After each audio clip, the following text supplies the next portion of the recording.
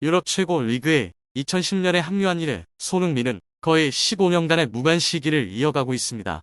그는 자신의 손에서 주장 완장을 내려놓기 전에 트로피를 하나 들어 올리고 싶다고 표현했습니다. 그렇기 때문에 그는 항상 토트넘의 모든 경기에서 최선을 다하고 있습니다. 하지만 지난 9월 27일 카라바오 경기에서 많은 전문가들은 토트넘 선수 한 명이 일찍 레드카드를 받은 후 손흥민이 큰 체력적 압박을 견뎌야 했다고 평가했는데요. 그리고 후반전에는 손흥민이 자신의 허벅지를 꽉 잡고 있는 모습이 카메라에 포착되었습니다. 그래서 메뉴 경기 바로 전에 안제 포스테코글루 감독은 손흥민의 건강 문제로 인해 그를 다음 경기에서 제외시키겠다는 결정을 내렸습니다. 이 결정은 즉시 팀 내 선수들로부터 강력한 지지를 받았습니다. 그러나 손흥민은 이 결정을 강하게 반대했습니다. 그는 심지어 모두를 수결하게 만든 행동을 하여 라커룸 분위기를 어둡게 만들었죠. 그렇다면 토트넘 라커룸에서 실제로 무슨 일이 일어났을까요?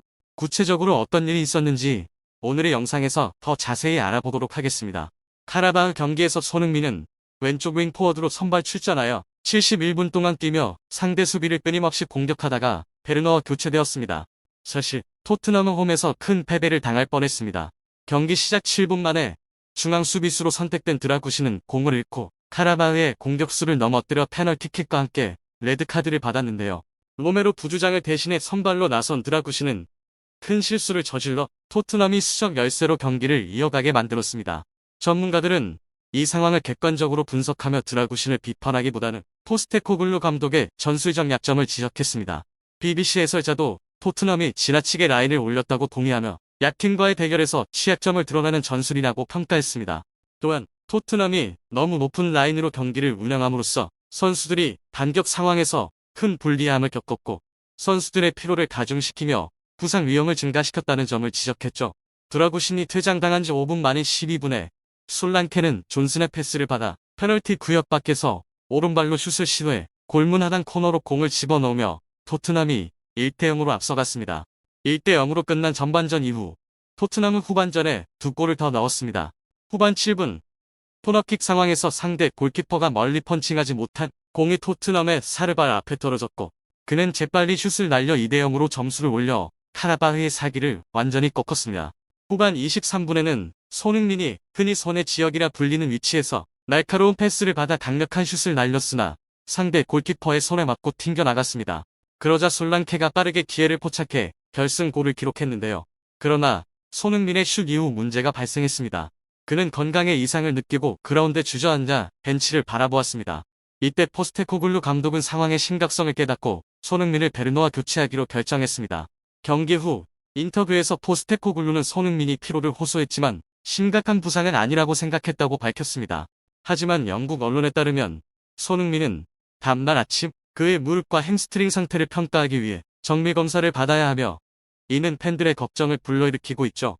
토트넘 핫스퍼와 맨체스터 유나이티드의 중요한 경기를 앞두고 안제 포스테코글루 감독은 도전적인 결정을 내려야 했습니다. 내부 소식통에 따르면 그는 카라바오 경기에서 부상을 입은 팀의 최고 스타 손흥민의 건강 상태에 대해 많은 우려를 하고 있었습니다.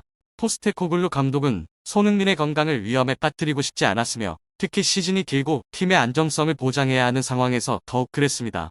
손흥민이 완전히 회복한 후에 경기장에 복귀하도록 시간을 주는 것이 감독이 바라는 바였습니다. 하지만 그는 손흥민의 강인한 성격과 축구에 대한 열정을 잘 알고 있었습니다. 손흥민은 경기를 놓치고 싶지 않아 하는 선수이죠. 그에게는 매 경기마다 팀에 더 많은 점수를 주고 자신을 증명할 수 있는 소중한 기회입니다.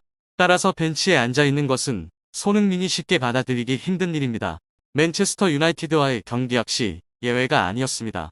손흥민은 이 경기가 매우 중요한 경기임을 강조하며 팀이 승리할 수 있도록 경기 내내 뛰고 싶다고 주장했습니다. 이로 인해 포스테코글루 감독은 어려운 상황에 처하게 되었습니다. 팀의 주축인 손흥민의 건강을 보호하는 것과 그의 결단력을 존중하는 것 사이에서 선택해야 했기 때문입니다. 손흥민의 가까운 동료인 로메로도 그의 건강 상태에 대해 걱정하며 이번 경기에서 손흥민이 벤치에 앉아 있어야 한다고 주장했는데요. 이는 로메로의 배려와 팀워크에서 비롯된 의견이었습니다. 하지만 손흥민은 동료의 마음을 이해하면서도 끝까지 경기를 뛰겠다는 의지를 확고히 밝혔습니다. 이는 손흥민의 결단력이 얼마나 강력한지를 보여줍니다. 손흥민의 강력한 결심은 팀 내 모든 사람들을 감동시켰습니다. 선수들부터 코칭 스태프까지 모두가 손흥민이 경기장에서 뛰어난 선수일 뿐만 아니라 팀 전체에 큰 영감을 주는 존재임을 이해했습니다. 항상 엄격하고 신중하게 결정을 내리는 포스테코글루 감독조차도 손흥민의 비범한 의지 앞에서 고개를 숙였죠. 감독은 손흥민의 부지런함과 굴하지 않는 정신력이 존경할 만한 것임을 알고 있었습니다. 그럼에도 불구하고 포스테코글루 감독은 손흥민이 경기 초반에 나설지 여부에 대한 최종 결정을 내리지 않았습니다. 손흥민의 상태를 더 지켜보고 신중히 판단해야 할 필요가 있었기 때문입니다. 포스테코글루 감독 같은 감독에게는 선수들의 건강이 시즌의 성공을 결정짓는 중요한 요소이기 때문에 신중함이 필요합니다. 결국 포스테코글루 감독의 결정은 손흥민의 경기 출전에 대한 열망뿐만 아니라 토트넘의 장기적인 목표를 기반으로 할 것이죠. 맨체스터 유나이티드와의 경기는 중요한 경기일 수 있지만 한국 스타의 건강과 지속 가능한 활약이 앞으로의 더 큰 성공을 위해 더 중요한 요소입니다. 한편 26일 대한민국 축구 국가대표팀과 영국 명문 구단 토트넘 핫스퍼의 주장 손흥민은 UEFA 유로파리그 조별 예선 첫 경기를 앞두고 솔직한 발언을 내놓았습니다. 경기 전 기자회견에서 그는 "우리는 로봇이 아닙니다라고 말했습니다. 최근 세계 축구는 변화의 시기에 접어들고 있습니다. 축구의 중심지로 여겨지는 유럽에서부터 아프리카, 아시아, 아메리카에 이르기까지 클럽 대회와 국가대표팀 대회가 많은 변화를 겪고 있습니다. 특히 경기 수가 급격히 증가하고 있는데요. 가장 많은 팬들의 관심을 받고 있는 유럽 지역에서 가장 큰 변화가 나타나고 있습니다. 2024-2025 시즌만 해도 이러한 변화를 잘 보여줍니다. 별들의 전쟁으로 불리는 챔피언스리그는 조별 예선 경기가 6경기에서 8경기로 늘어났으며 4팀으로 구성된 조별 예선 체제가 36개 팀이 라운드 로빈 방식으로 경기를 치르는 시스템으로 바뀌었습니다. 추가로 16강 플레이오프 라운드가 설정되어 경기 수가 더 늘어났습니다.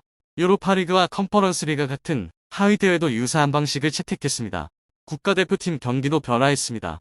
2018-2019 시즌부터 UEFA는 네이션스 리그를 도입하여 55개 국가가 국제 경기 기간에 리그 시스템으로 경쟁하게 되었는데요. 유럽 국가들은 피파 랭킹에 따라 4개의 그룹으로 나뉘어 유럽 축구의 경쟁력을 강화하기 위해 승강제를 도입했습니다. 하지만 이것은 많은 부정적인 결과를 가져왔습니다.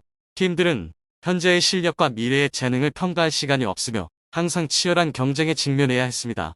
유럽 국가대표팀은 쉬지 못하고 끊임없는 경쟁 시대를 살아가고 있으며 선수들이 그 부담을 견디고 있습니다. 클럽과 대륙 대회에서의 혹독한 경쟁 이후 선수들은 휴식 시간 없이 국가대표팀에 합류해 국제 경기에 전념해야 했고 이는 극심한 피로로 이어졌죠. 또한 선수들은 유로와 월드컵 예선전에도 참가해야 하며 이에 따라 불필요한 경기 수를 줄여야 한다는 의견이 계속해서 제기되고 있습니다. 체력적으로 우수한 유럽 선수들이 부상에 시달리고 있는 가운데 아시아 축구 역시 이번 시즌부터 경기가 급증하기 시작했습니다. 아시아 축구연맹은 2024-2025 시즌부터 클럽 대회에 변화를 주었습니다.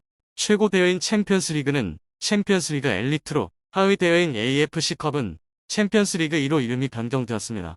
엘리트 대회는 이전 챔피언스리그와 다르게 운영됩니다. 각 조에 4팀이 배정되어 2팀이 16강에 진출하는 방식 대신 동서 구분 없이 12팀이 8개 클럽과 라운드 로빈 방식으로 경기를 치릅니다. 12개 팀 중 상위 8개 팀이 16강에 진출합니다. 경기 수는 이전 방식보다 2경기가 더 늘어나 참가하는 팀들이 더 큰 부담을 안게 되었는데요. 특히 이번 시즌 엘리트 대회에 참가하는 울산, 광주, 포항 같은 팀들에게는 그 부담이 상당히 커졌습니다. 선수층이 얇은 광주와 포항은 더 큰 어려움에 직면해 있습니다. 또한 챔피언스리그 2에 참가하는 전북 현대도 필리핀, 말레이시아, 태국으로의 긴 여정과 국가대표팀에 소집된 선수들로 인한 피로감에 시달리고 있습니다. 계속해서 증가하는 경기 수와 오직 빅매치에만 초점을 맞추는 방식은 축구의 매력을 높이는 것이 아닙니다. 더 흥미롭고 극적인 경기를 만들기 위해서는 경기에 참여하는 선수들의 의견을 경청해야 합니다. 증가하는 경기 수와 적절한 휴식 시스템에 대해 심도 있는 논의가 필요합니다.